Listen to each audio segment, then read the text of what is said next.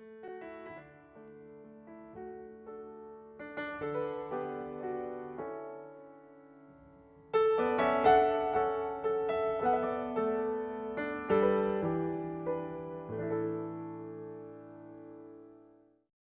just can't help but be struck by their humility, by their genuine generosity and empathy for those who have less and deserve more.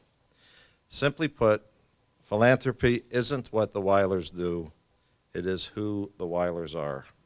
One night when they were students at the University of Arizona, she quoted Bob. She said, Bob looked and said, you know, when I grow up, what I really want to be is a philanthropist. Well,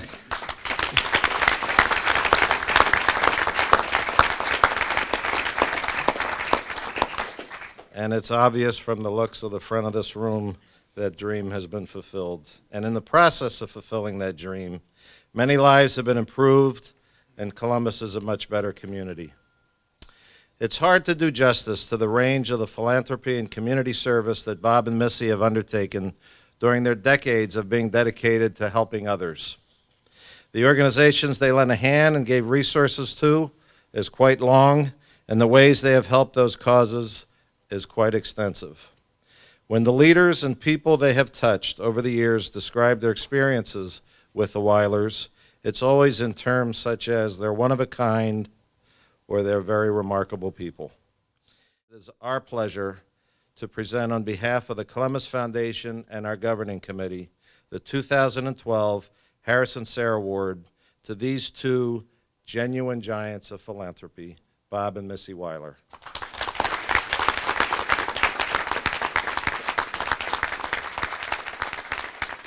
The doors for me and for Missy were opened very wide, and by many people who are in this room and many who are up above looking down on us, who made that possible. And fittingly, with the video that Michael showed and the statistics from the Kirwan Institute, the door is not open for so many people. It's not a matter of they're not trying or not wanting to do things. The door's closed. And that's why each of you who, and I know I'm speaking to the choir, because you're all helping to open those doors. And to me, that's what the giving is all about. We have to stop and think sometimes about how fortunate we are and what the difference is between our lives and the lives of those who don't know where their next meal's coming from, who don't have a roof over their head, and many of whom children are in the Columbus Public Schools, and Gene gets to see them every day. We can't give up on them. And it's up to us who really are not making that big a sacrifice. I have to tell you, I have not given up a single meal for what I've been able to do. It's so easy to call into the Columbus Foundation and say, I'd like to give X dollars to a particular fund. It's so easy to write out a check. And yet there are those who find themselves in a situation where every last dollar is important to them. So I would just like to say that it's so fortunate for us to be in a city like Columbus. We are very grateful to the foundation, to each of you, to the board, Michael, and thank you very much for being here.